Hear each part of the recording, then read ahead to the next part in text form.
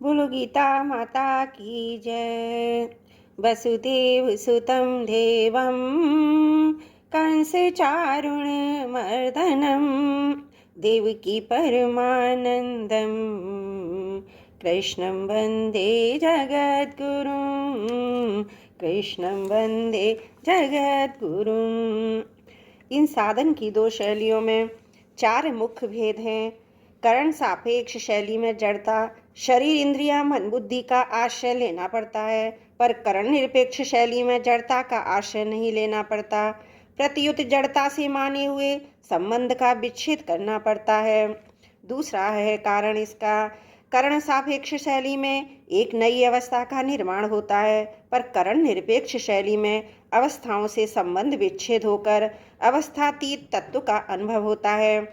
तीसरा भेद है, करण सापेक्ष शैली में प्राकृत शक्तियां सिद्धियों की प्राप्ति होती है, पर करण निरपेक्ष शैली में प्राकृत शक्तियों से संबंध विच्छेद होकर सीधे परमात्म तत्व का अनुभव होता है। चौथा भेद है, करण सापेक्ष शैली में कभी तत्काल सिद्धि नहीं मिलती है, पर करण निरपेक्ष शैली में जड़ता से सर्वदा संबंध विच्छेद होने पर, अपने स्वरूप में स्थित होने पर अथवा भगवान के शरण होने पर तत्काल सिद्धि मिलती है। पांतजल योग दर्शन में तो योग की सिद्धि के लिए करण सापेक्ष शैली को महत्व दिया गया है, पर गीता में योग की सिद्धि के लिए करण निरपेक्ष शैली को ही महत्व दिया गया है।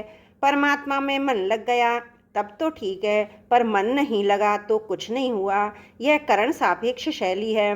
परमात्मा में मन लगे या ना लगे कोई बात नहीं, पर स्वयं परमात्मा में लग जाए, यह करण निरपेक्ष शैली है। तात्पर्य यह है कि करण सापेक्ष शैली में परमात्मा के साथ मन बुद्धि का संबंध है, और करण निरपेक्ष शैली में मन बुद्धि से संबंध विच्छेद पूर्वक परमात्मा के साथ स्वयं का संबंध है।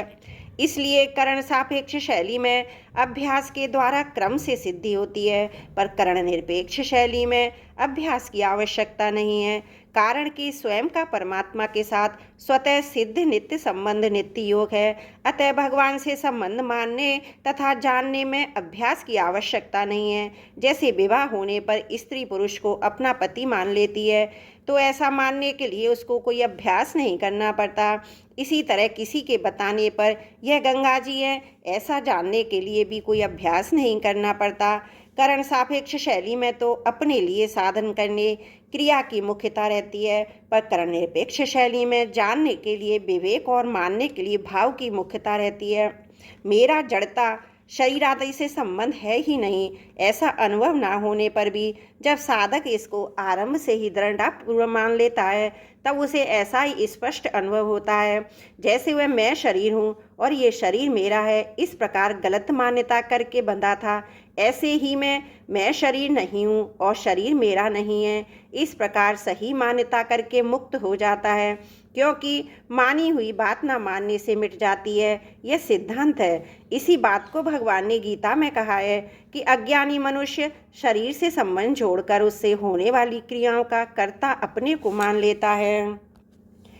अहंकार विमूढ़ात्मा कर्ता हमिति मन्यते, तीसरे अध्याय में 27वां श्लोक है। परंतु ज्ञानी मनुष्य इन क्रियाओं का कर्ता अपने को नहीं मानता। नैव किंचित करोमीति युक्तो मन्येत तत्त्ववित् है। और 5वें अध्याय में 8वां श्लोक तात्पर्य हुआ कि अवास्तविक मान्यता को मिटाने के लिए वास्तविक मान्यता करनी जरूरी है। मैं हिंदू हूँ, मैं ब्राह्मण हूँ, मैं साधु हूँ आदि मान्यताएं इतनी दृढ़ होती हैं कि जब तक इन मान्यताओं को स्वयं नहीं छोड़ता तब तक इसको कोई दूसरा नहीं छुड़ा सकता।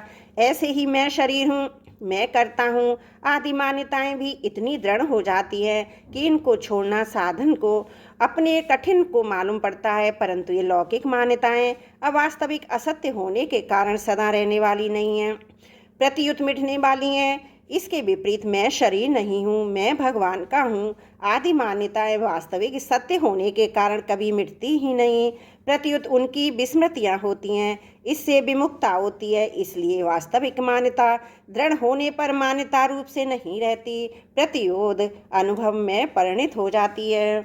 बोलो गीता माता की जय। त्रुटियों के लिए क्षमा प्रार्थी हूँ। वसुदेव सुतं देवं कंस चारुण मर्दनम देवकी परमानंदम कृष्णं वंदे जगद्गुरुं कृष्णं वंदे जगद्गुरुं।